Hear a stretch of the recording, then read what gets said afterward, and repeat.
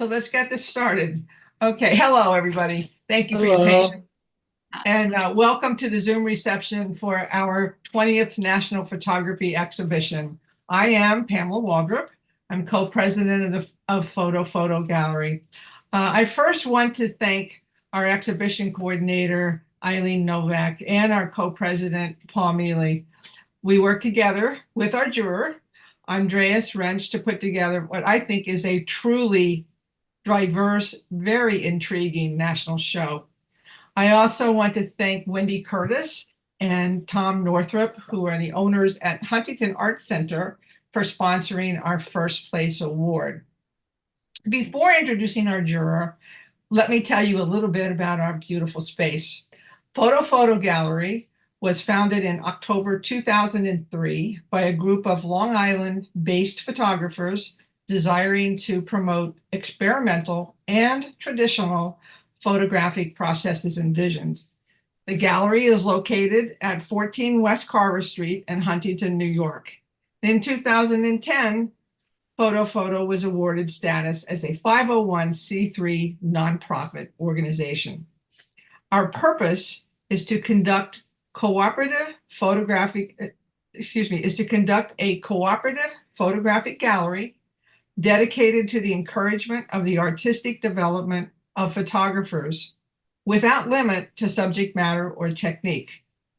We serve both our members and the public by organizing solo and group exhibitions and national and regional competitions.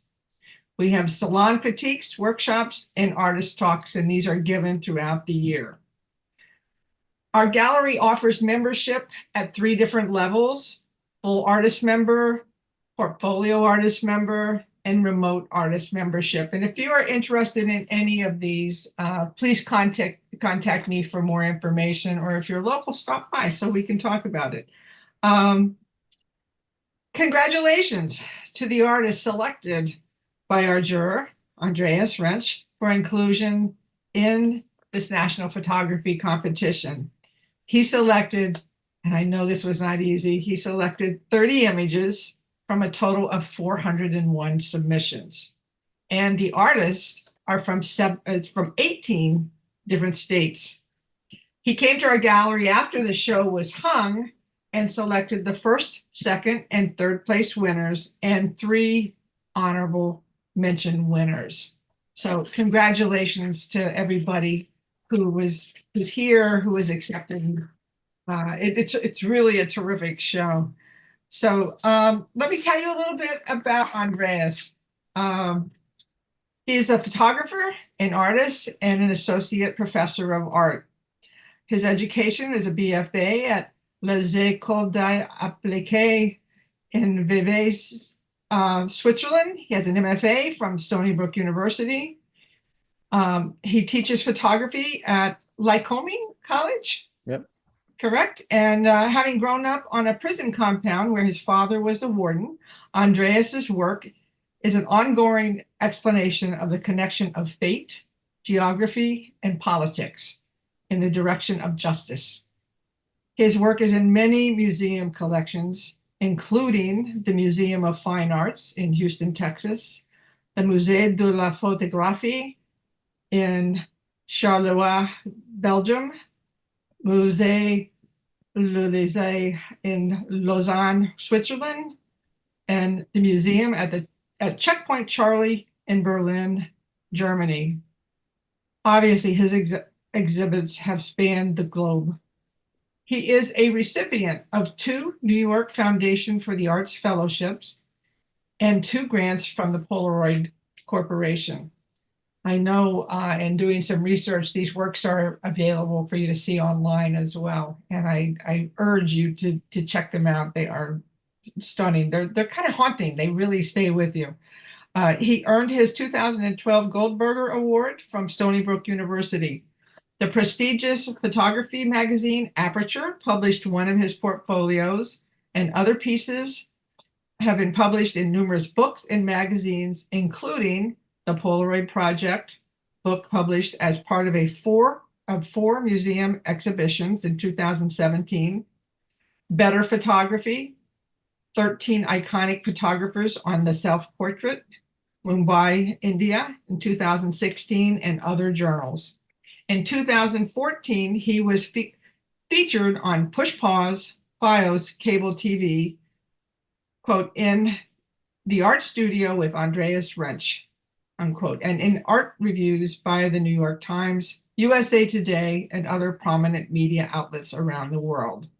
And you will see this information on our slideshow also, and it has links. So here we are, finally. Thank you for everybody for your help. By the way, this slideshow will be available after the Zoom reception and on our YouTube channel. We have social media on Facebook, Instagram, we have our webpage, and we also are on YouTube. And so as as you heard, this is being recorded and will be available. So okay, in the beginning, before Andreas starts speaking, I know so many of you were not able to come to our gallery, so I wanted you to see some of the installation shots. So I'll just run through these so that you can see them. On the left, when you walk in our front door, this is the view, full view of the gallery. I think it's always wonderful, especially if you're in the show, to see how your work is placed in relationship to the other pieces as well. So the left is the front view, the right is about midway looking towards the front. Here you see the back of the gallery at the top, and hopefully if you're in the show, you can see some of your pieces. I'm going to let Andreas talk about the works, and if we need to come back to these, we can. Here again are more views. The red walls that you see are mobile walls, so they allow us to change the configuration of the gallery. And here again, a few different views. The works will be posted individually as well on Instagram and our Facebook page. And this is in the rear portion of the gallery. So again, if you'd like to read for yourself, Andreas's bio, it's on the slideshow. And Andreas, do you want me to leave this up or go back to a picture while you talk about your statement? You can go back to a picture and yeah, should I get started or? Yes. Do you want me to start with the first slide? Yeah, maybe yeah, you can start with the first slide. Okay. So, I just want to mention a few things about, it's always, first of all, hello, I'm Andreas Rentsch, and I just want to congratulate everybody who is part of this show. I mean, I think it's an amazing show that there was incredible, it was very, very difficult to find 30 images out of a 401, that I had to look at. So there's always that challenge, what are you looking for? How do you judge and how do you go about? And, to begin with, I have to say I have no preconceived notion of what a good photograph should look like. Photography is all about light, obviously. Photography means light drawing. No, it's about time, it's about composition, it's about forms, and then choosing also the right technical approach sort of compiles the complexity maybe of a good photograph and how, the participants sort of managed all these different variables, in a successful way. That usually how ultimately I, judge whether or not, it was part of a show or not. And, I'm very curious about the imagination of each of you, what you're looking for, how you make the ordinary look extraordinary. Um, I want to be challenged. I want to be piqued with interest, with curiosity of, your ability to what you include, what you exclude. I think what we exclude is often as important as what we include. And I'm interested in, if you're forcing me to engage with the art on a deeper intellectual level. And Anyway, let's get started. And so how I would like to go about is if the participating artists are here, I would like that you would say a few words about your work, and I will give some feedback for each of the images that I chose. So why don't we get started instead of just talking here? And I know Hillary is here, and Sorry, step away for a phone call. I'm really sorry. no problem, no problem. So I would like that each of you, if you're here, to say a few words about your piece, what it means to you, how did you go about, just a few words, for us to better understand maybe your work. So Hillary, why don't you go ahead? I well, this is a composite that I made in Photoshop. I've been doing compositing since 2020. It was one of my ways to get through the shutdown, and I absolutely love doing it. I pretty much a lot of my composites are of snow scenes, and that's partly because it doesn't snow as much in New York anymore. And it's also, I just feel like the subject matter lends itself well to compositing because the experience, I love being out in a snowstorm. And I find the experience of being in the snow feels like layers. It's very messy. There's so much going on. All the components of my images are taken from real photographs. Some of them taken with traditional methods and some with intentional blur, or in this case, I also use flash to get the sort of the makes the snow look like circles. And then with this one, I am very inspired by Klimt, and I wanted to also pay homage to my mom. So I took photographs of her jewelry and I sampled those colors. So the blue, well, no, the blue is actually from her favorite dress. So I sampled the colors from her dress, and then the gold is from one of her pieces of jewelry, and the white is actually the shade of a strand of her pearls. Right. And it took a long time to do all of these different parts. Um, and uh, then I had an image of these flowers that were frozen in the snow.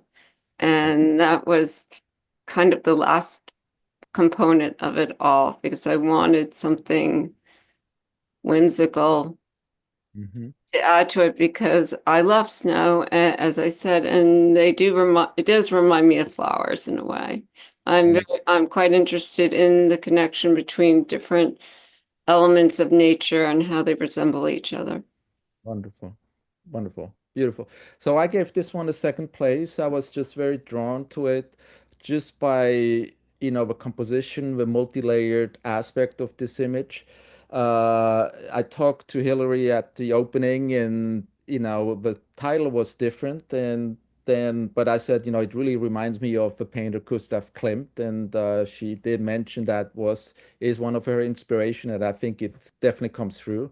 I think throughout the show, there's quite some art historical references, which I really appreciated.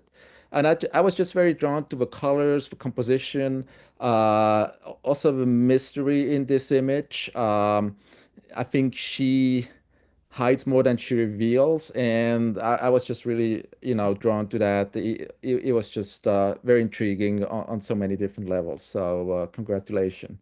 Thank you. And I just really appreciate the acknowledgement. It's a big boost to keep going with this.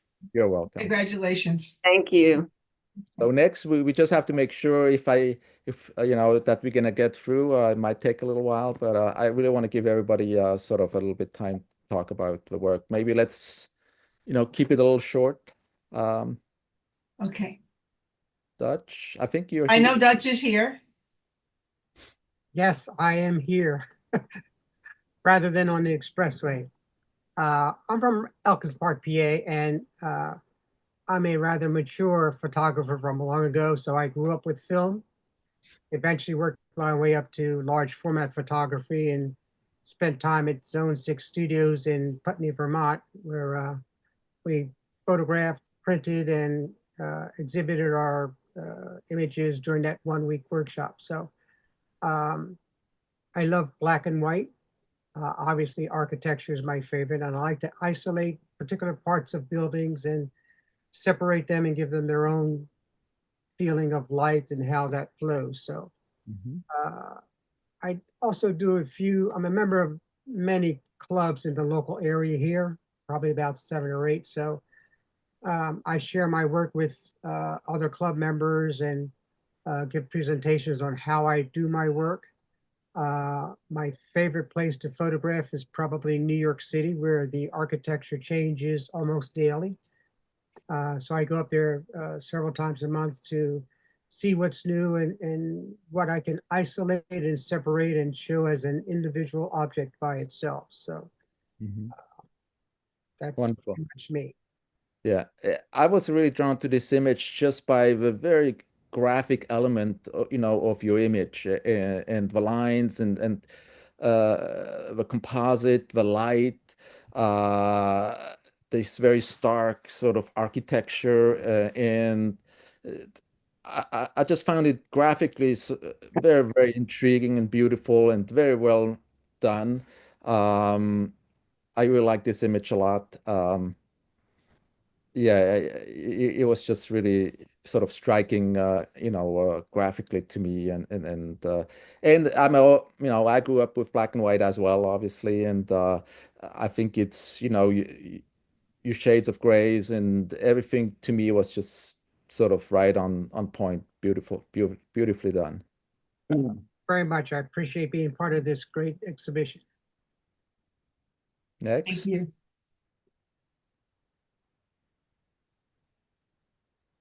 Kimberly, I Yes, know you're hello, here. I am. This is a kind of journey through the history of photography. I did straight photography for many years and really got interested in a lot of the interdisciplinary arts. And so this collage starts with the cyanotype, which speaks to historical practices in photography. Um, the negative that is kind of woven in refers back to my beginnings in 35 millimeter film, and it's kind of the pun intended thread that holds it all together for me. The small pieces of collage work are intended to be pixels. And so it's the nod to digital photography. And then kind of the stitching that goes through all of it is my way of continuing to experiment with all three and really looking to the past, looking to the future, asking questions of what is a photograph? Is it a something that you hold in your hand? Is it the image in the photographer's mind? Is it something that we click with the shutter? And the circles and lines that you see throughout the piece refer to the mechanics of a camera. So I'm kind of giving a nod to the aperture when you're opening and closing the lens. And so this is kind of my journey through photography. Wonderful. So I awarded this a first place. I was just very, very intrigued by actually you just whatever you just said, I don't know if I can add a lot. This is really beautifully explained. I was just intrigued also sort of the multi-layered aspect of it.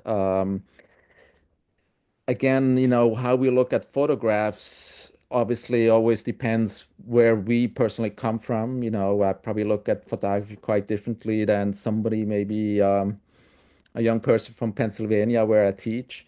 And I was just also intrigued also by all the different aspects. The negative, like you said, relates to analog photography, the cyanotype to the beginning of photography.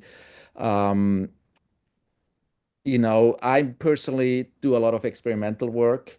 So I was intrigued basically also by the same thing you said is, how do we define photography in contemporary, today? Because especially a lot of people are questioning if my work is photography to begin with. And I think it is because all my material is photographic, but the work looks more like painting and drawing. And so I was just also intrigued again by somebody who is looking maybe at photography a little bit from an unconventional way. And I was just intrigued by all the layering. Again, it raises to me so many questions and doesn't really answer as many. So and to me that's always very, very stimulating, and it piqued my interest. And every time I still look at it, I see something new. I do also cyanotype. I do a lot of, sort of alternative processes. So I was intrigued on so many different levels with this work, and definitely the most unusual when it comes to photography in the show. And that's not necessarily why I gave it the first place. I gave it also the first place because it's extremely well done. Uh, Sort of that mixed media approach is very difficult, and we sometimes can mess up more than we succeed. But everything to me just came together in quite an amazing way. So I love that piece. It's very intriguing, and I looked at it many, many different times, and there's always something new I discovered. And I think to me that's also the hallmark of a good picture or of piece, that it doesn't always reveal everything. And the more we look at it, the more we learn about it. And I think that's probably why also I gave it the first place.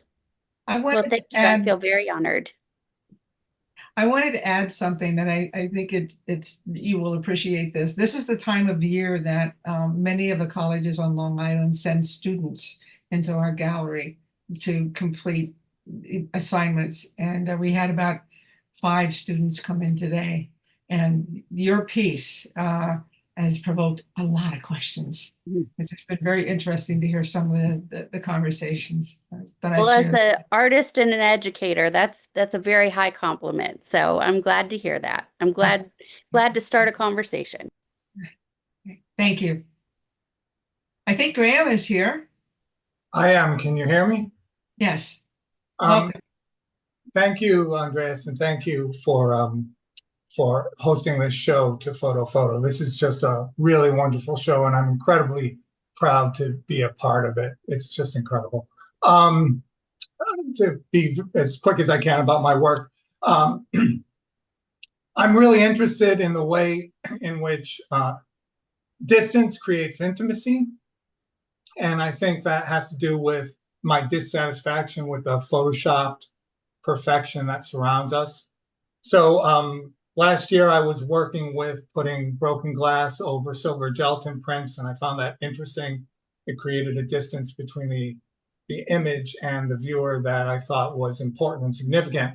But I increasingly found myself interested in the way the broken glass itself was printing.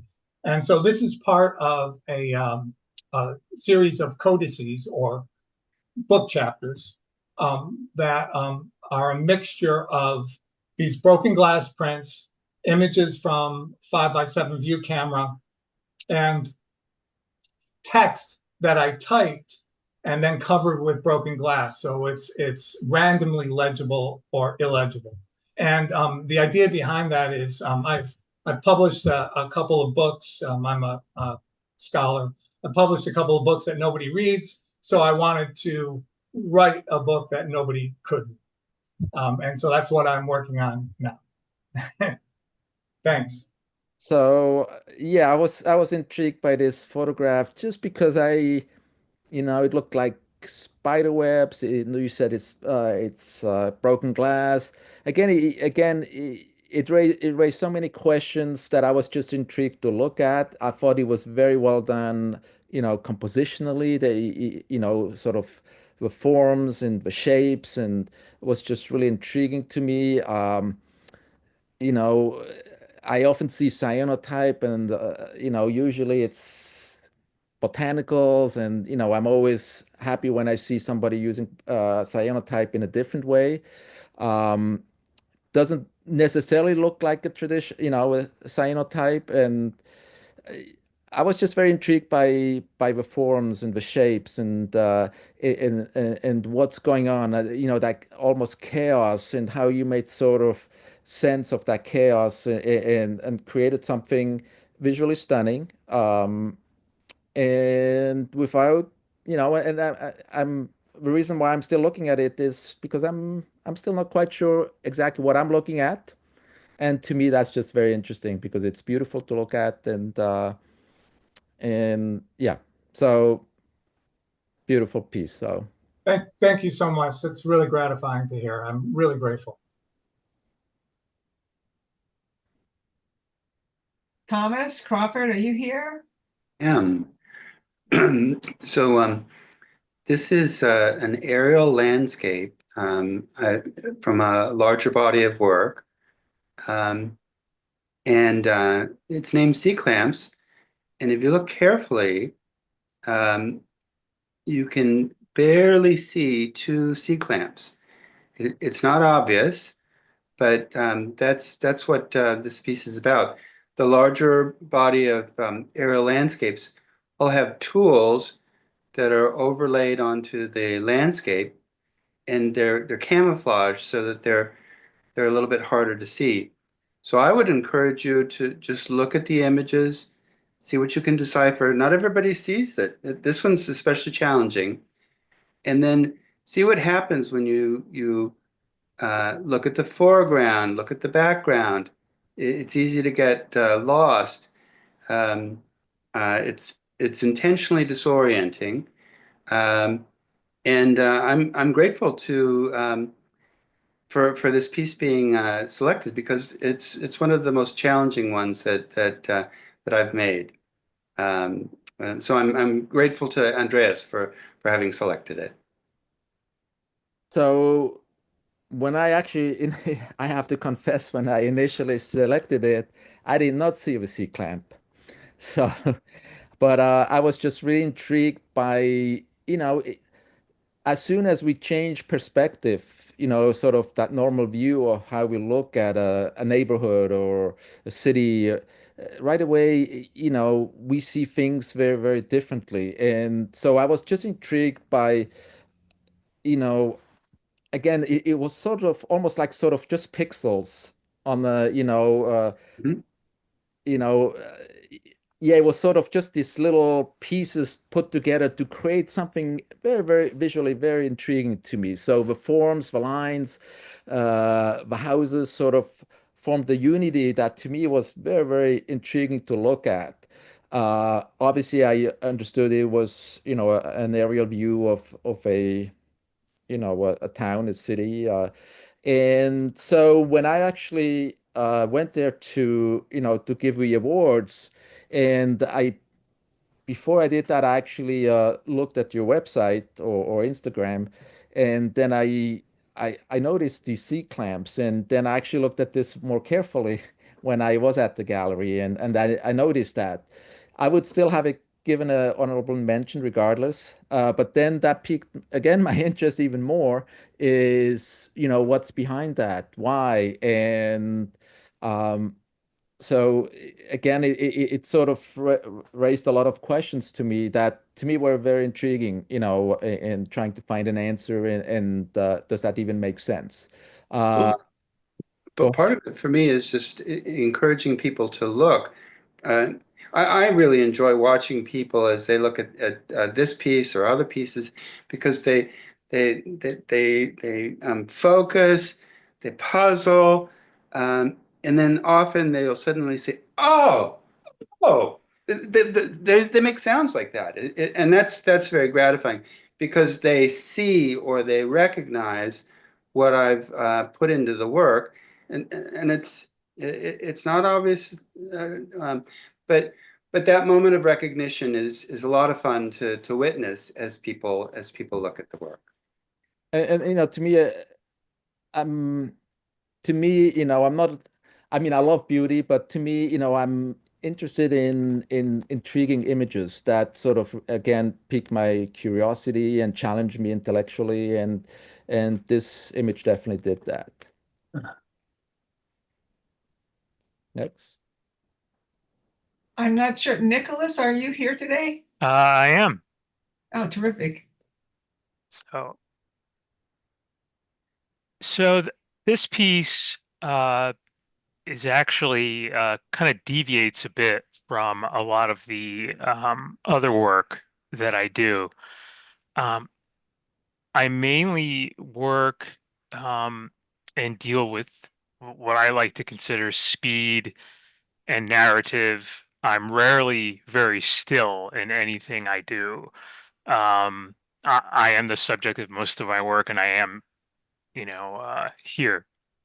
Uh, I've been doing a lot of experimenting with different types of photography. This particular one, I used a pinhole camera, and I just had to use a lot of light, obviously, because it was a studio, not outside.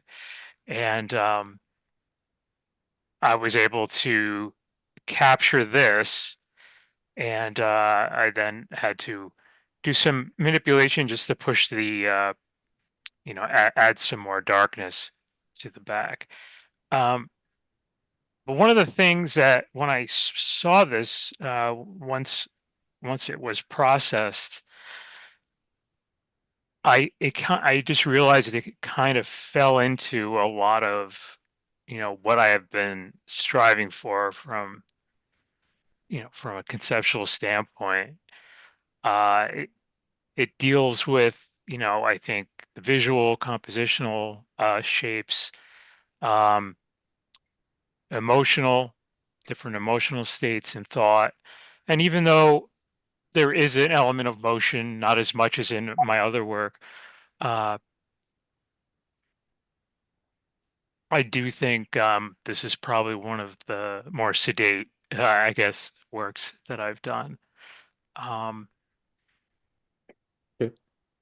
So I was attracted to this image right away for very personal reasons as well, because I've been using myself in my work since 1989. So in most of my work, I'm actually in it. So I'm always interested in when somebody, does self-portraits, so what I really loved about this piece is also sort of this very raw technical quality, which now you mentioned it was done with pinhole. I did a lot of pinhole photography, so that explains a lot. So I like sort of that, that grain or pixels or whatever we want to call it, the noise. And to me, it had a lot to do sort of with very sort of psychological issues, mortality, sort of that in between life and death. I'm very attracted to narratives. I always love to look at images and try to put some narrative to it. To me, this has had a lot of narrative to it, sort of a pieta, or so I was very, very interested in especially also that negative space you have in there, because to me that's always interesting because that hides always a lot instead of revealing. So it was just beautifully done. And again, we can probably see a lot of different narratives in it, depending where we are coming from personally. And again, sort of that mystery behind this image is really what attracted me. And then technically how you've done it.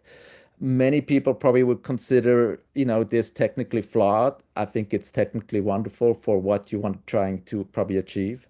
So again, I don't have any conceived notion of how we should approach something technically. It's always using the right technique for the images we sort of what we want to convey. And I think to me, technically, this was just really beautifully approached. That to me is very much part, where maybe technique becomes part of the meaning as well. So I was very very beautiful piece. I also like sort of that mood that you almost disappearing, appearing and disappearing. So there's sort of a lot of duality going on in this image, also by having both heads. So great piece. Wanted to make one comment because I don't know that you can tell this from the slideshow.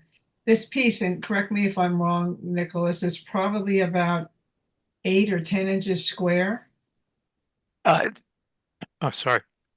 It's 8 inches square. 8 inches square with a white frame, and it is zoom when you walk in. It really grabs your attention right away. It has a beautifully haunting feeling about it. Yeah, I mean, that's another element I think is just the size in which it's presented. It has, just because of its size, a more intimate, Mhm. kind of feel. So it can definitely be dwarfed size-wise by a lot of work, but I've always definitely been drawn to more intimate pieces, and I'm glad that that it was successful for you, and thank you for your comments. And Andreas, thank you as well. You know, I like your comment, especially on technically flawed, because I think that's the direction I'm headed with a lot of what I'm doing. Is that's some the technically flawed is a lot of the unexplained as well. So that's I look forward to moving forward with that. Thank you. Great piece. I'm not sure if Donna Dengot is here. I don't remember seeing her name. So why did I choose this piece? I was asked, what is this all about? Why? Um, I'm always very intrigued when when we create diptychs, and it's not that because of a diptych that I chose it, but when I explained to somebody who was at the show that I'm not sure if I would have chosen the individual images. Um, the left one or the right one, if they would just be by themselves. But as soon as we put two images together, it really forces me to rethink and re-examine, an image from a whole different angle. And now, there's a conversation going on between the two images. And so it becomes, something else. And then both images become a sort of one piece again. And to me, it was just intriguing, all these lines that sort of converge onto each other. The right one being much more abstract, the left one obviously being more, defined in terms of, leaves and twigs and branches. But also, to me, it also became almost something very interior. Sort of things going on inside our bodies, veins, and it was just to me very intriguing as an image, as a piece. I should say, not as an image, as a piece. How maybe a little bit more traditional image on the left-hand side, combined with the one on the right-hand side, sort of creates sort of a whole new visual experience. And I'm very interested sort of in visual literacy, how how images next to other images sort of can totally sort of change narrative. And to me, that's always very, very intriguing. So I thought it was beautifully done also, in terms of the tonality and the mood. And so that's why I chose it.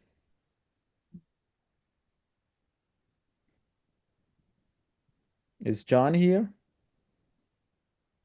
I didn't see his name. So what I really like about this image was just that very graphic quality of the lines. He photographed something quite ordinary, a staircase, but then there's the light, there's the shadow, there's these very, very strong lines that all converge, so in the almost in the middle. And it was just graphically to me a very satisfying image. I also liked all that negative space on the upper left-hand side that sort of gets balanced out by these lines on the right-hand side and the middle. So I think it was compositionally to me very intriguing. It's to me, also seeing the shadow. So the awareness that this image probably wouldn't work, that it had to work at a certain time of the day, and being aware of that.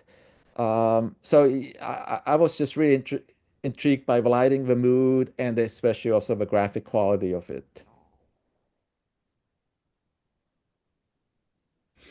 Alex, I think might be listening, but I don't think she was able to join us at this time. Okay. So maybe similar to Tom's piece, again, a whole different perspective gives us a whole different visual experience. So that's an aerial photo. And again, I was just interested, sort of almost in the abstraction of something we were very familiar with, rivers, landscape, marshes, or whatever it is. And suddenly, all this combined creates something visually quite stunning. I love sort of the diagonal lines from the left to the right, and how, these rivers create something very abstract. So I was interested in the form, in the shapes, in the lines. Uh, it was interesting, for me in terms of color. They're sort of almost like a little bit dirty colors. So but somehow that creates, maybe some additional abstraction to it. So again, it was something that we are very familiar in. Just by photographing as an aerial view, it becomes something quite extraordinary, different. And I was really intrigued by that. Heidi, are you with us? She wasn't sure if she was going to make it or not. Heidi is from Hawaii. So what I really loved about this image, it was just striking. I just looked at it, it was striking visually. Again, something that we are very familiar to look at. Uh, but then the way it was photographed and especially the lighting was sort of quite unusual. And I just love that line in the middle and sort of these, what do you call these? I mean, these are not flowers. I don't know. I'm losing a little bit how to describe these. It was just, visually sort of striking, and especially when I saw it then in the gallery, it was also extremely professionally displayed, which really added sort of to, when I first saw it as a little piece, like you all see it now on the computer, it was very striking, but then also seeing it at the gallery, sort of really enhanced the visual quality, looking at it. And it was just a very gorgeous piece. And, I don't often talk about beauty, but to me, this was just plain beautiful. And I love beauty. I mean, if something is so well done, and again, understanding lighting, and again, all that negative space, to me, I'm a big fan of negative space. And so I thought there's just so many different things that came together in this image. And so I gave it an honorable mention. There's many images. I had a very hard time giving mentions and prizes, and there were so many deserving, pieces out there. I think he would have liked to have given a lot more awards. Yes, yes, yes. Oh, whoops. Let me go back. Okay, Is Joseph here? there we go. Joe, did you make it tonight? Are you on? I don't think he's here. He was at the in-gallery reception. Okay. Again, I've seen a lot of cyanotypes, and I just thought this was really beautifully done visually, technically. sort of that wet cyanotype is maybe in vogue right now, but we still have to create something that is visually stunning. I thought that was visually stunning. I like sort of, it's sort of between abstraction and the real thing, and so that there's a lot going on visually that to me were very intriguing. I also love the colors, sort of that blue and that orange and almost complementary colors. And I especially also love the texture. No, not yet. Oh, And uh, sorry, anybody? No. So I also love the texture. So again, it's sort of very multi-layered. So there's a lot going on visually that to me was really stunning. So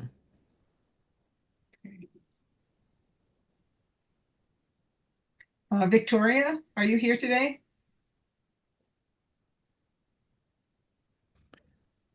so what I really like that I'm really curious what black and white piezography print means. I've never heard of that.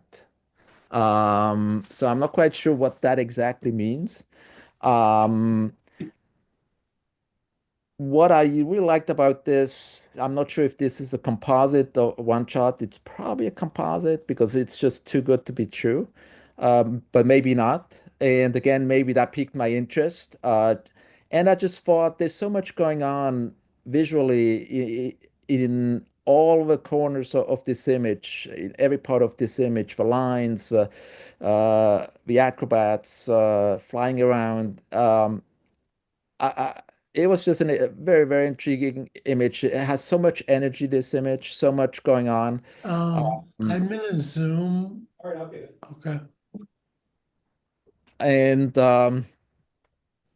I was just again, very, very intrigued because, again, I was looking at it for a long, long time, and I'm still looking right now, and quite not sure exactly how it was done, and that piqued my interest, but not just because I'm asking all these questions. It still has to be done in a great way, compositionally, formally, in terms of lighting, and again, everything sort of comes together, and really beautiful piece.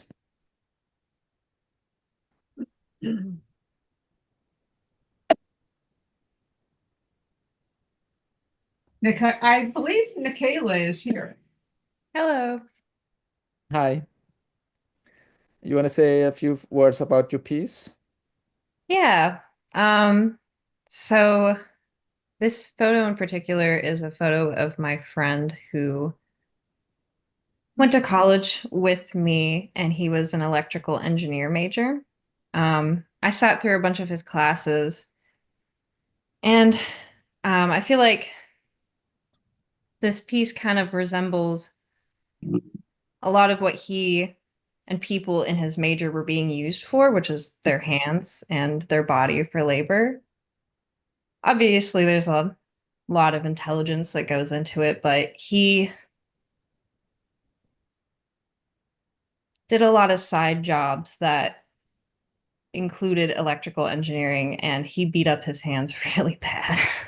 So I found that this environment, which the picture is taken in an abandoned like lumber mill facility in rural North Carolina, where we are. And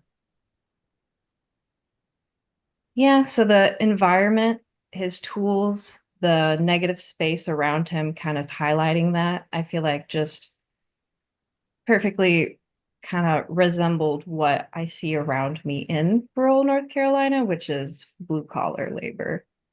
Mhm. But yeah. So what really intrigued, me looking at this picture again, was that negative space that hit, was hiding more than it revealed. And, the gesture of the hands.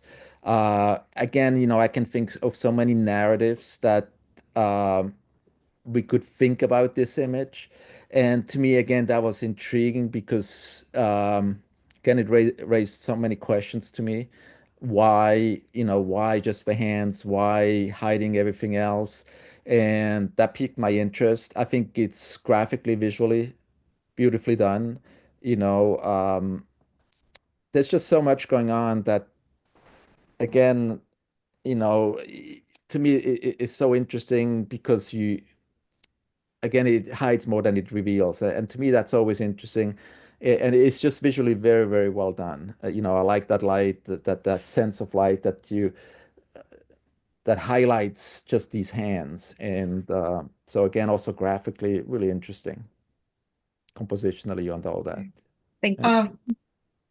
Andreas, apparently when you were speaking about Alex Ferron's work, I may have muted her, I'm not sure, but apparently she did respond, and Oh, I think she is, whoops, on. Alex, are you here? I don't know if you can hear me, but I'm here. It's Vicky Ewers. No, hold on. Alex Ferron? Okay, for some reason, we can't hear her. So, Vicky? Yeah, hi. Hi, hold on one second, please. Let me not get too confused here. Vicky? Yep, that's me. Okay. Thank you. I'm glad. Thank you for coming back. I'll keep it short. It's not a composite.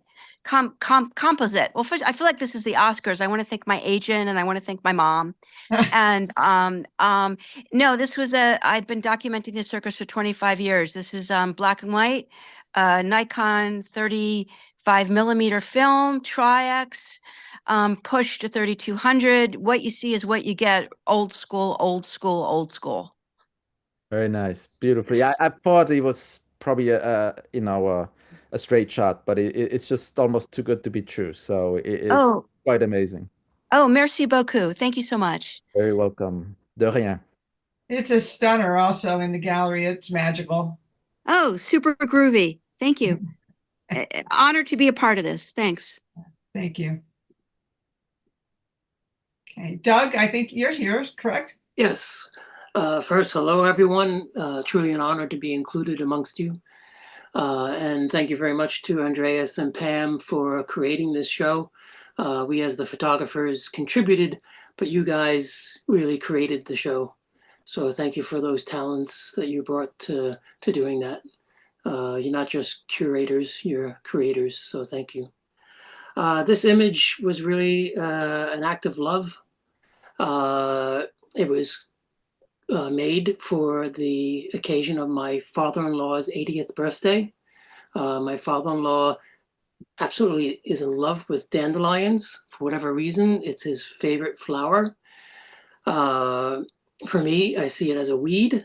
One of my other passions in life is gardening, and dandelions are things I want to eradicate, whereas my father-in-law absolutely loves them. So for his 80th birthday, I decided to, what for me is basically a portrait. I see this as no different than a portrait of a person. I wanted to create this image for him to capture my love for him and his passion and appreciation for something that many of us would see as a weed. But as I did that, I began to see true beauty.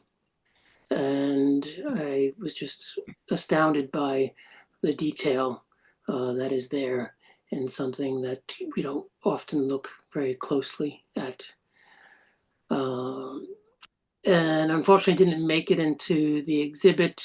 The original title was Wishful Thinking. And that's a play on not only the childhood, whatever the childhood thing of blowing a dandelion and making wishes, but also wishful thinking, since it was a birthday gift to my father-in-law.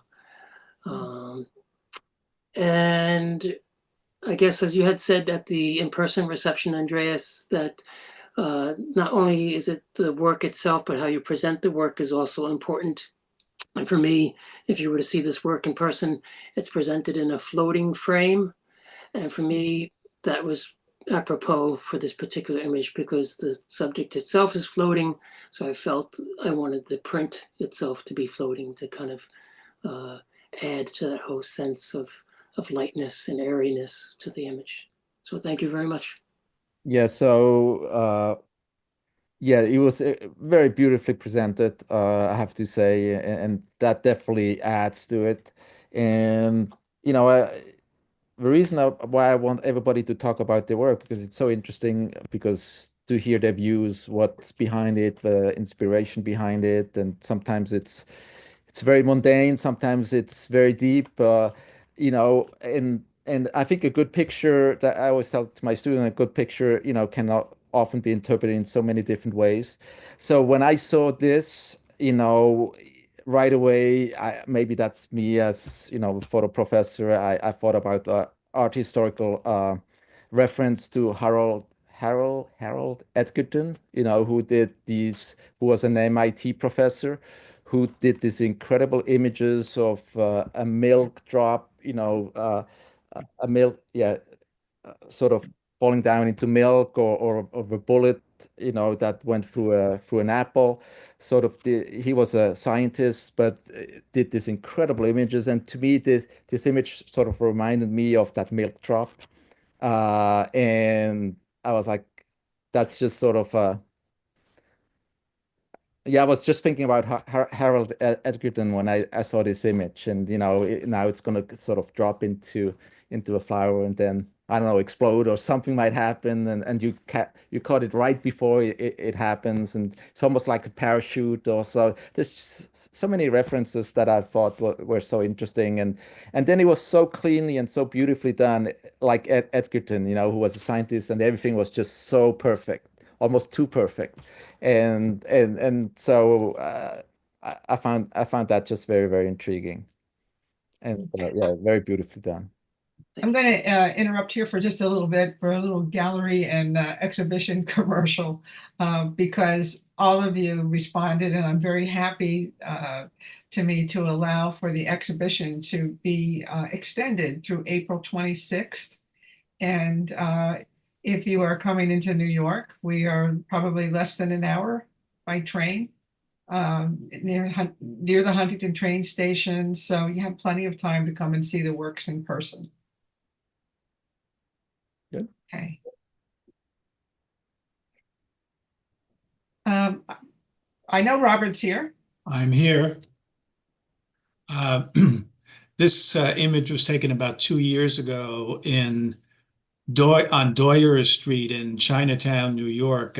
Doyer Street is one of the shortest streets in New York City. However, back in the 30s, it had the highest per capita murder rate in New York City. So it's a great place to go photograph. But it was near the end of the day, and I don't know, the street was sort of calming down, and I just noticed this scene with the two individuals there. It looks like they're doing their final accounts for the day. But really, what caught my eye was the hangers there, and it's hard to explain why, but I love those hangers, and that's about it. It's kind of I added a small texture to it to add to the grungy feeling, but it's to me it's kind of street photography verging on fine art. So I was very happy to be included in this exhibit. So thank you, Andreas. Very welcome. Yeah, what intrigued me with this in this image again was sort of some art historical references. Obviously, all these great street photographer, you know, who use New York as their, you know, playing grounds. And Saul Leiter, I don't know, Robert, if I ever mentioned that. Saul Leiter. He was a color photographer, street photographer who mostly photographed in New York City, and so it reminded me of that. But it was what really was so interesting to me again is you sort of made sense out of chaos, you know, compositionally.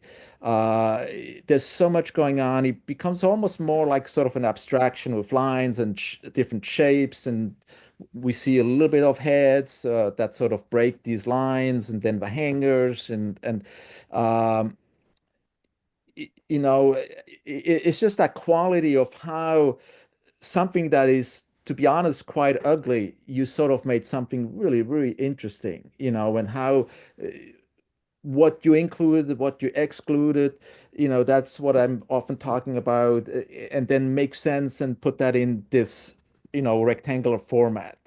And, to me, this is art, making the ordinary look extraordinary. And I think that's what you did here. And, this, again, so many different things going on. Reminds me also a lot of Lee Freelander, who often, photographed in New York City, and also makes these very intriguing compositions that are, uh, you know, every time you look at it, you see something new. And actually, now looking at it, I again discovered something I haven't seen before. So to me, again, that's sort of a hallmark of a really good image, where, after looking at it several times, I can still discover new things that intrigue me. So really well done. Thank you, Andreas. Dave Hansen, are you here today? So what I really like about this image again is sort of how much it maybe hides rather than reveals. And to me, it has a lot to do maybe with myth, with mortality, with life and death. Again, I think it has, a lot that's going on. Maybe that's beyond the surface of this print. Sort of that connection between, the living and the dead. Um, so again, all that negative space to me is really well done photographically again, because negative space, I always have sort of to fill that space with my own thoughts.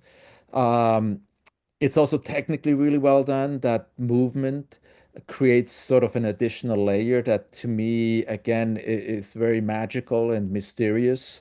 Um, is that her body? Is that her skeleton?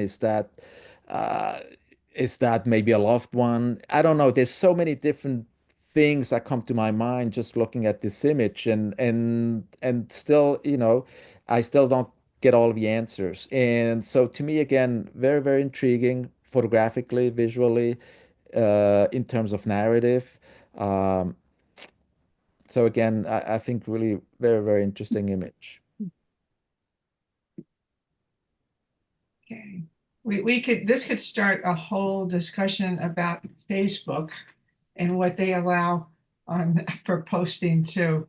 Maybe at the end of the It's actually interesting, or Instagram, no? Just maybe just because I posted 9 images on my Instagram, and usually when we see nipples or private parts, they always cover it. They actually didn't cover this one. yes, I know. I was very intrigued that they either missed it, or yeah, or they thought, oh, maybe this one we can let go. Yes, I think there's more leeway in Instagram than there is Facebook. I mentioned to Andreas that 2 years ago, one of our award winners who did a lot of pinhole photography, it was all beautiful nudes that were in a natural setting. And I was in Facebook jail for 2 months because I posted them. It was just ridiculous. It was ridiculous. So, okay. Michael, are you here? So what I really liked about this image is again sort of the post-production. I'm pretty sure that's not exactly how it looked when it came out of the camera.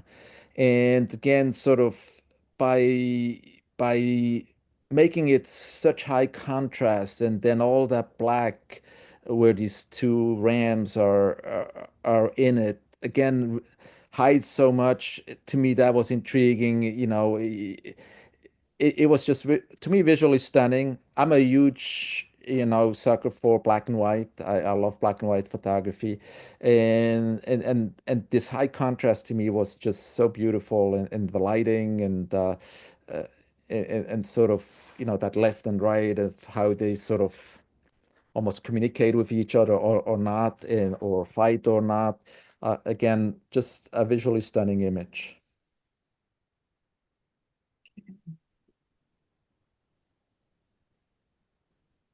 Okay, Andreas, this did arrive and is now hanging in the gallery. Nice. We're happy to have it there. Is Arthur, are you with us? Okay. So what I liked about this image was, again, sort of that movement, that energy, uh, you know, obviously a bird, but it's a little hard to figure out exactly what's going on. But just formally, the lines, the shapes, the movement, all how this all came together in sort of almost like an abstract image. Uh, I thought it was just visually stunning. I like the light a lot.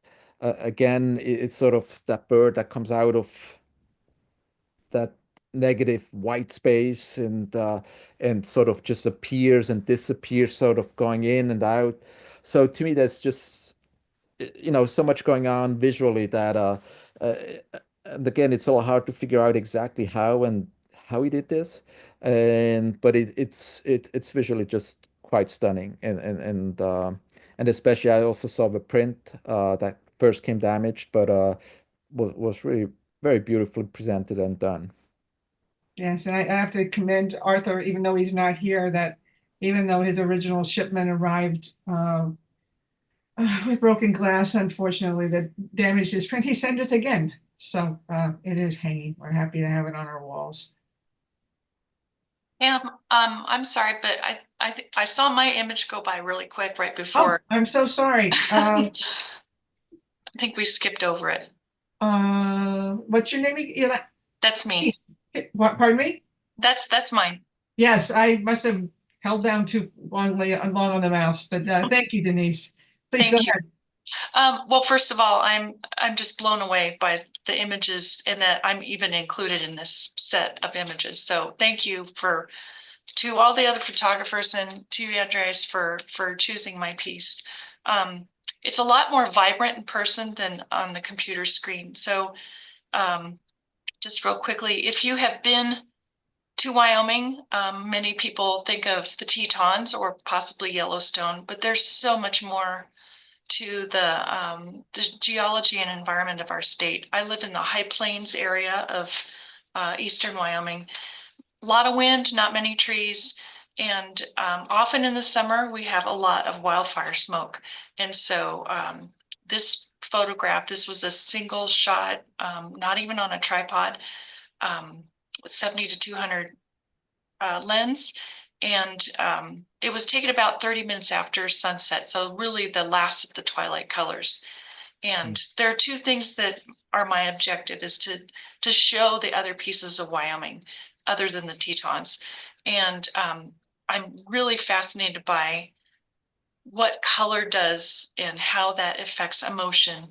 And so when people come into my festival tent during summer or they see this in a gallery, I'm really interested in their reaction and how this touches, how color will touch somebody emotionally.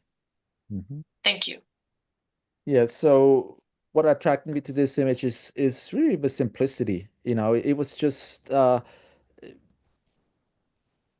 maybe I need to say it was just beautiful. It was just I just liked it, and I like the simplicity of it. Just this, the horizon, that black, that is sort of covered, and then just that moon that sort of really is beautifully, it's just a beautiful composition. I mean, also the colors are, like you said, it's sort of, I got a very emotional reaction to it, and this is it's just, yeah, it's just plain beautiful. So that's what I liked about it, and especially the simplicity of a composition, and really well done, beautifully done. Denise, I think the intent of your piece really spoke to us because we hung it very close to Nicholas's self-portrait. Both of them are both very emotional pieces. Thank you. And often, I know I sent you a print as was directed in the guidelines, but most of the time I present my work on matte finished metal, which not many people do. And then my husband will create float frames. And so when you see it in that format, the colors are just much more saturated, not in a fake way, not that it looks AI or Photoshop. I don't do any of that, but it just has more impact. So I wish you could have seen it that way, but I'm glad that you got to see it as is. It's beautiful. Thank you. Before we move on to any of the other artists, is there anyone who we missed who's here and we've spoken about your work?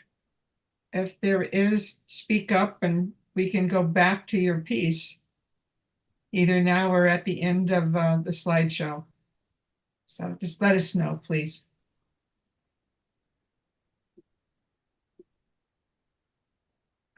Is Sophie here?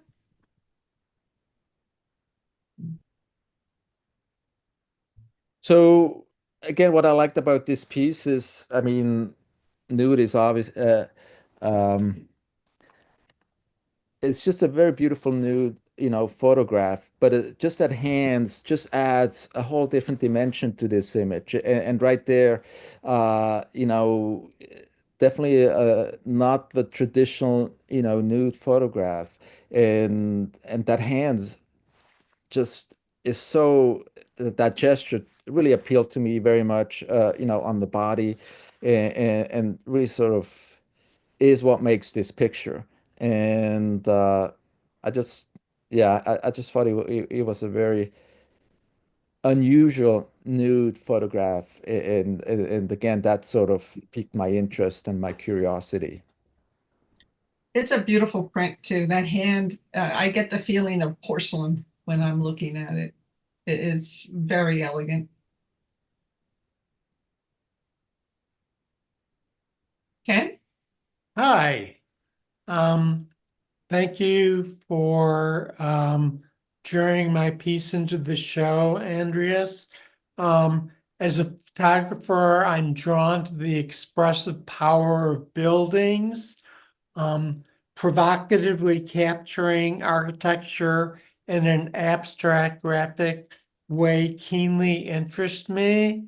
My intention is to make compelling photographs that remove the context and distill architecture to nothing but relationships of shape, line, pattern, form, detail, tone, and texture.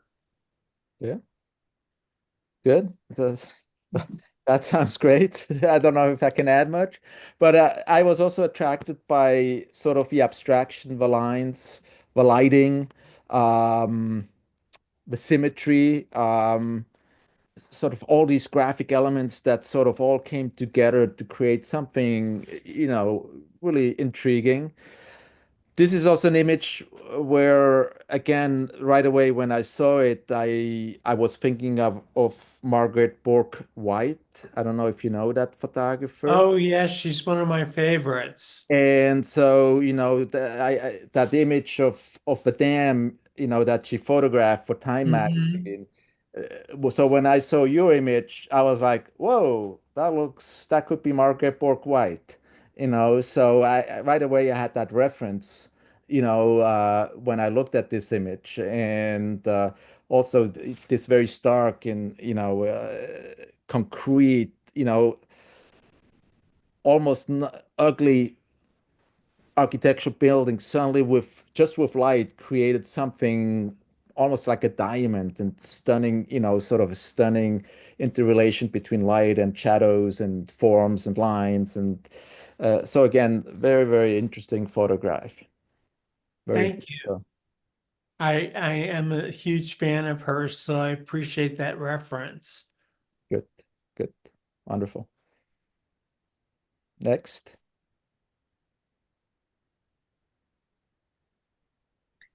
Allison, are you here?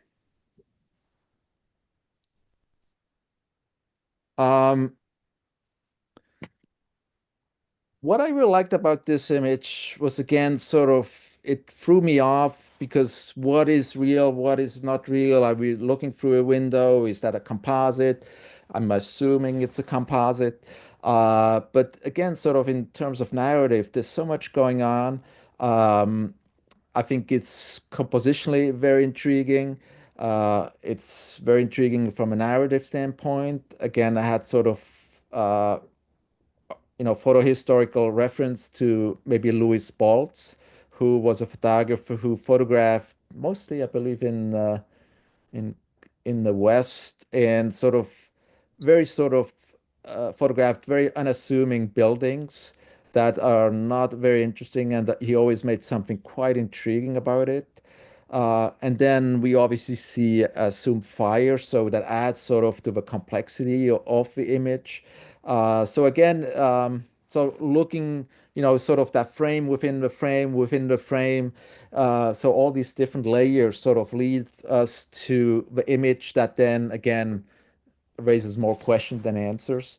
So again, I was just intrigued by, oh, actually it's an eruption. So I guess it's a volcano, I assume in Iceland. So again, there's so many interesting things going on that I'm still puzzled about looking at it. So very, very intriguing to me. Okay. Andreas, if we have somebody who's here now who wasn't here before, should I wait until the end to go back to them? Yes, let's just go to the end and Okay, then we can absolutely. terrific. Michael, I think you're here. Mike McGovern?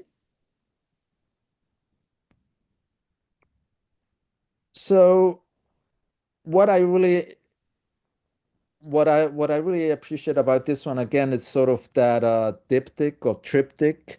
It seems this was shot with film, I believe, and I did sometimes images like this when I'm not quite sure that's what Michael did, but to me it looks like he photographed an entire roll and then put the film back into the camera and photographed on top of the other images. So photographing twice the same roll. That's one way of maybe this image was done. I'm not sure, or maybe it's all done in Photoshop. It says, I mean, these lines, in the middle and then a little bit to the right. To me, that's usually how it looked when we did, film photography and sort of photographed the same roll twice.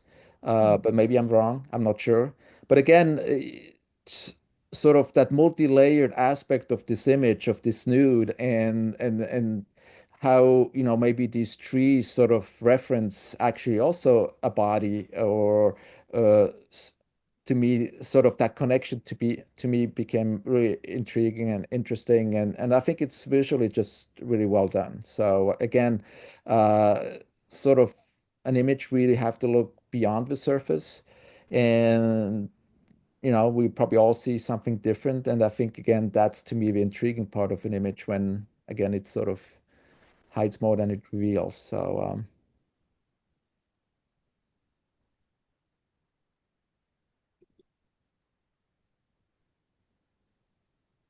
Liz or Elizabeth, are you here?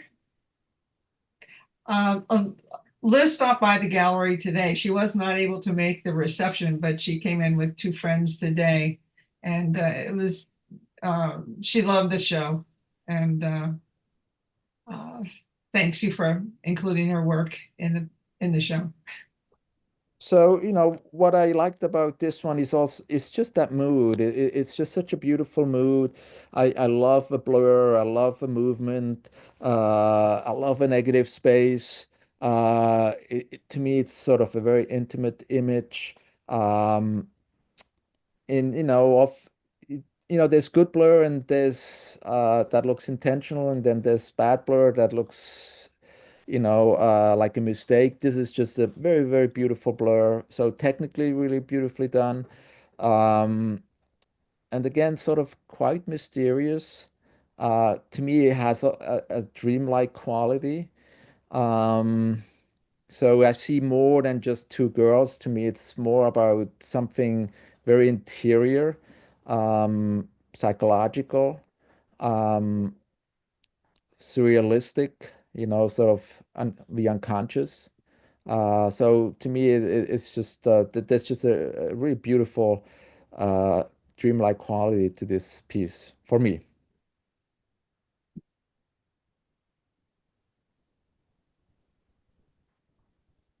Bill Peabody, are you with us? So Bill did come down from, I'm sorry, Bill did come down from Maine for the in-gallery reception. And I've seen a lot of images of flowers and leaves and so on. Um, I think he made some really good decisions in maybe making it black and white, which creates maybe a more abstract graphic quality, which sort of then highlights, these lines, which I think were very intriguing. I like the way he cropped it very tightly. Again, sort of by doing that, made it more sort of abstract. Um, I believe this might have been done, when it was very cold early morning.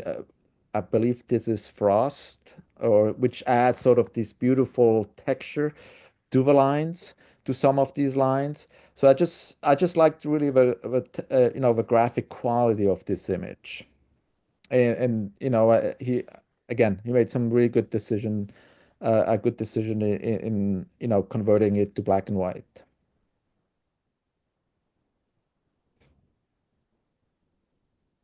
Esther, are you here? Okay.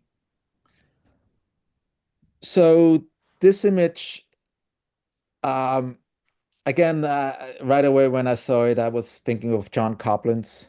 John Copland's was a photographer who started photographing his own body at the age of 64 until his death at, I don't know, 85 or 80. And, and what really I liked about John Copland's work and this work is, we are such a society, where we worship, the body and the young body and the perfection. And so it takes some guts, maybe in our society to photograph maybe body that we think are imperfect now. And that's what I liked about John Copland's work. That's what I liked about this piece. It's the lighting is great. I love his look. It's interesting. The focus is on the arm and not on the eye, which to me was quite an interesting, decision.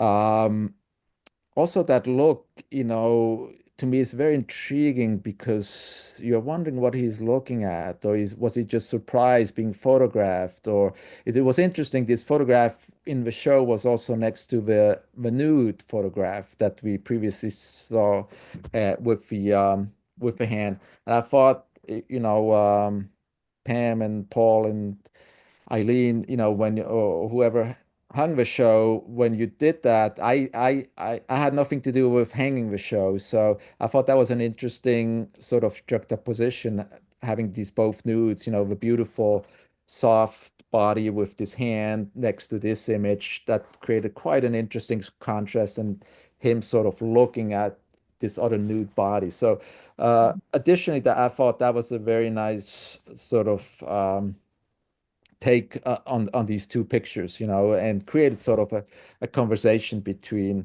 the younger body with sort of the older body.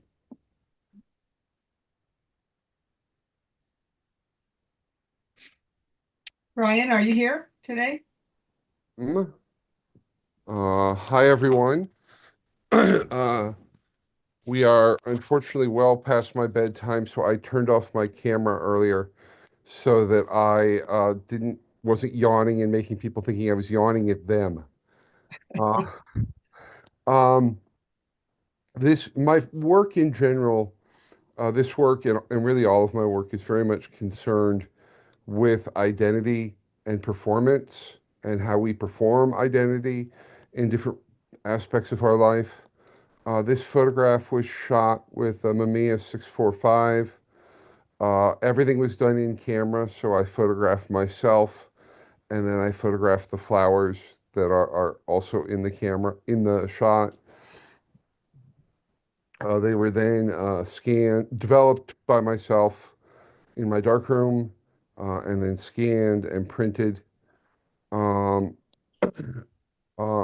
was, I guess, interested with this body of work that this is a part of, in the idea of transitoriness and temporality. Sorry. And obviously flowers are things that bloom.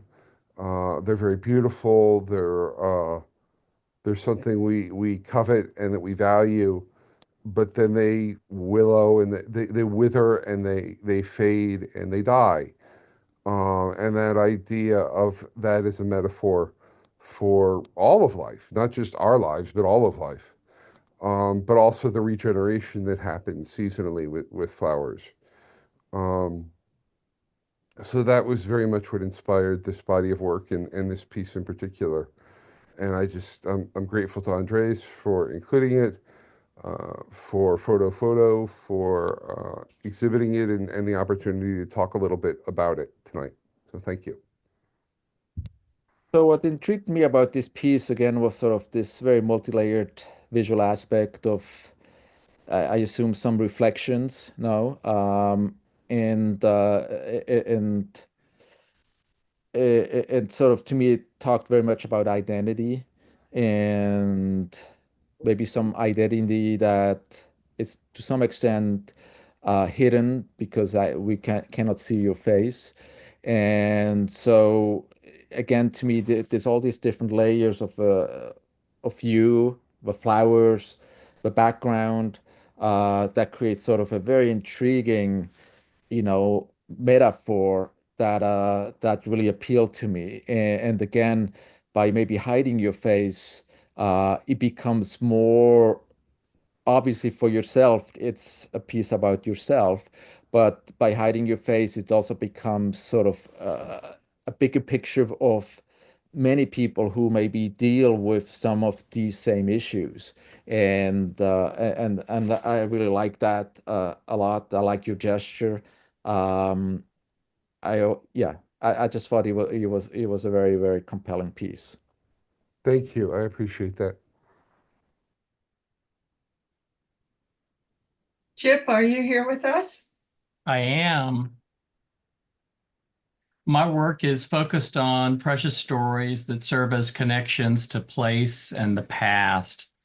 I photograph objects and locations that tie to or directly represent my memories, experiences, and emotions about my family and other events that have occurred in the past, as the objects and the places and the storytellers themselves vanish. So I was just intrigued, about, first of all, his technical approach to it, sort of, uh, photograph printing in on vellum and backed by 24 karat gold. So he had a really beautiful quality, to look at, and to me, it was more than just about just a tree and leaves and the background, especially also that the sky to me is sort of quite mysterious. And so everything to me, your choices of color, of process, to me created something extremely intriguing that uh, I wanted to know more. So I'm happy you explained a little bit what you see with your images, and I just thought it was really very beautifully done, visually, technically, and I appreciate your narrative. Thanks very much. And thanks to the gallery for including me in the show. Christina? Yes. Can you hear me? Yes. Okay. I took some jumbo white eggshells, drained them, washed them, dried them, and then placed them on my dining room glass table, which is kind of like my part of my studio. I shot with a shallow depth of field, and that kind of got rid of the background. And I would say I called it lunar landscape because I thought the eggshells represented the craggy surface of the moon as well as the phases of the moon. And then I also thought of chaos theory, where there is within chaos within randomness and chaos there is some order. And that's what I thought of. And Andreas, I'm delighted that I have an opportunity to ask you a question Sure. because yeah, I love everything in the show is great. I love the images are wonderful. And I just want to ask you, where did I go wrong as to not be in the winner's circle? I mean, I'm just curious. Do you think this is just too simple? What is wrong with this? So first of all, there's obviously nothing wrong with this, otherwise you wouldn't be in the show. Um, and like I said in the beginning, I was only allowed to to give six prizes. So I wish I could have given more. Um, everything is, as a juror, it's always so difficult, because everything is so subjective now, and we try to be as objective as possible, which is impossible. And so what I really liked about this piece, first of all, you made sort of out of something very ordinary, just broken eggshell, you made something really extraordinary. That's again, sort of creating something out of something so simple. To me, that's what attracted me to this image. And then also how you laid out the broken eggshell and sort of that very panoramic view. And again, all that negative space with the reflection. So there's a lot of symmetry. So again, there's a lot going on in this image to me that is very, very intriguing. And then, I was obviously thinking about the egg prices, about what's going on. So I was like, does that maybe have something to do with this or not? But I just thought it was graphically a very intriguing image. What you did, that still life, it's a very unusual still life. I mean, it is a still life, no? Yes. But it's sort of Yes. very, very unusual. And to be honest, I've never seen, an image like this with broken eggshells. So right there, you piqued my Yeah, interest. thank you. And it is 50 inches long panorama. I printed on the roll, Okay, but so I had to make it small for the show.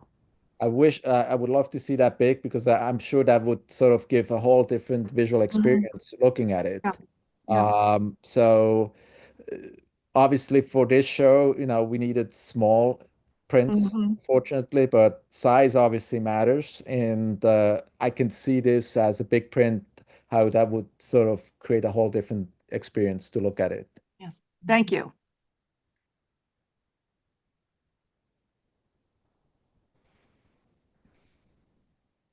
Joshua, are you here today? So what I really liked about this image, again, is sort of this very stark approach, compositionally, lighting wise, this very high contrast.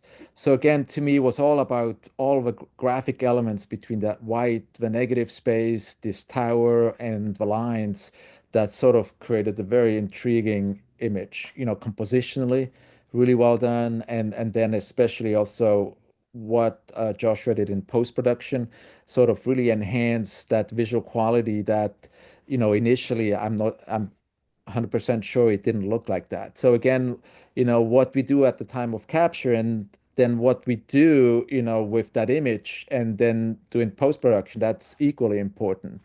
And I think Joshua here definitely added, to this image by decisions he made in post-production. There's a nice quote by Ansel Adams. He says something like, how does it go? The negative is the score and the print is the performance. And I think it is so true, that the way we capture an image often, we do add quite a lot to it in post-production, even in the darkroom or on the computer. And I really like this, this quote, was the negative is a score and the print is a performance. And anyway. Okay, I think this is the last image, but I believe there might be at least one or two people who their mics weren't working, or there was some problem before, who may want to speak about their piece. And if you would like to just speak up, please, and I'll go to your piece. I'm here. Yes, Alex? Yes, can you hear me now? Okay, hold on. Let me just flip back through here.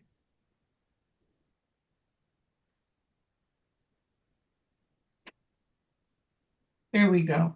Okay.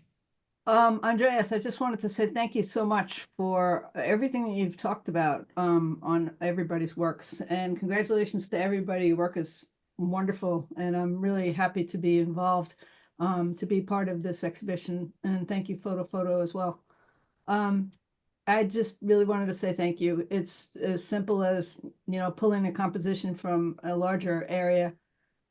This is what I was looking for through aerial photography. As a commercial aerial photographer for many years, my eye was more drawn to the earth instead of my properties that I was supposed to be photographing. So, photographing on the client's dime was great for myself, for my own fine artwork. And it's really it's just about seeing the various compositions and pulling them a little bit differently, just abstracting from what's given to us. Just to be able to see a little differently as much as I can, and pulling from these grand scenes, these beautiful, beautiful cuts in the land. In this particular piece, the parallel cuts are done by man, and they are called mosquito ditches, which were dug into wetlands in the 1900s, early 1900s. And it was to control mosquitoes, but it didn't work, or it worked to some degree, but it affected other areas of the wetlands, and it turned out to not be good for the wetlands. So they're still there, and it's a controversial issue. But they provide this fabulous abstraction. So things that aren't good for nature can, work great for abstraction. And things that are generally, the streams and the rivers themselves, as natural as they are just as beautiful. So it's just about abstracting, and that's kind of how I see. But I just want to say thank you very much. Alex, did you hear when I talked about your image? Yes, I did. I did. Oh, okay. My volume was not on right, so I apologize. I tried to say thank you before, but you couldn't hear me. I think, this image is a good example of, all these decisions we have to make, what we include or what we exclude. And by excluding, many different areas, you created this sort of a very abstract image. That's especially what I appreciated about this image. Thanks. That's what I look for. The exclusion of the representational element. I mean, I've photographed where I've included representational elements, but I prefer when there's no representational element and it just leaves a little bit of wonder, some questions. Very nice. Very nice. Thank you. Thank you. Is there anyone else who, we went past your image, and is there anyone here who would like to speak about their image that didn't get a chance before? Okay, I'm gonna go back towards the end again. While I'm doing this, I did want to share with you that Paul Mealy, the other co-president, myself, and Tom Demick, who is here, are the ones who hung the show. So we had a lot of great conversations about how to hang the show. Good job. I want to thank the Huntington Art Center. They have been very generous with sponsoring our first place award for the national competition for many many years now. And also, Andreas, thank you so much. Thank you for taking the time to go through 401 images. Thank you for your thoughtfulness in speaking about the work and giving us your insight, both at the gallery and here. You're very generous, and I love that you promote a conversation with the actual artist. So thank you so much. Thank you. Thank you. Thank you. Thank you. Thank you. Thank you, everyone. If you are you. interested, I just want to throw this out here too. On our website, we have a shop link, and the poster is available for purchase. It has everyone's images on it. It's a 13 by 19 inch poster. So just check it out at our website if you're interested. I'm going to stop the share now. Okay. So would anyone like to add anything to our conversation before we sign off this evening? I just wanted to say it was wonderful to hear everyone who was present to speak about their work. It's always nice to hear artists talking about what we're doing. Because Yes. it gives another vantage point to the image. Yes, and may I add that it was a real pleasure to listen to the comments of our most erudite, esteemed juror who knows so much, had so much insight about everyone. I was taking notes because I have learned a lot from this 2 hours that will help me in my next work. I'm sure I have learned. So thank you. Thank you. Terrific. Appreciate that. So, go I ahead. appreciate just the range of work and the quality of each piece. And that says to me, Andreas, something about yourself, that you're able to appreciate so many different styles, and it was really wonderful. Thank you. Appreciate that. Yeah. And I'd like to thank Andreas for graciously being able to host a Zoom meeting for all of our artists who aren't able to come to the gallery for that opening reception. It's really a rare thing for exhibitions to do. So thank you very much. I think we also have to thank fotofoto because they sort of promote that, and I'm happy to oblige. So Thank you. Thank you. Thank you. Thank you, fotofoto. Thank you, everyone. Thank So you. folks, again, we'll wrap it up. After our exhibition competition coordinator, who is also our technical guru, edits this recorded Zoom reception, it will be available on YouTube. So please Great. check it out. Okay. Yeah. And thank you guys so much. And I look forward to seeing your work again. Thank you. Thank you. Have a good night. And thank you so much, Andreas. Bye, everybody. Bye. Hi, Bye. thank you. Bye. Bye.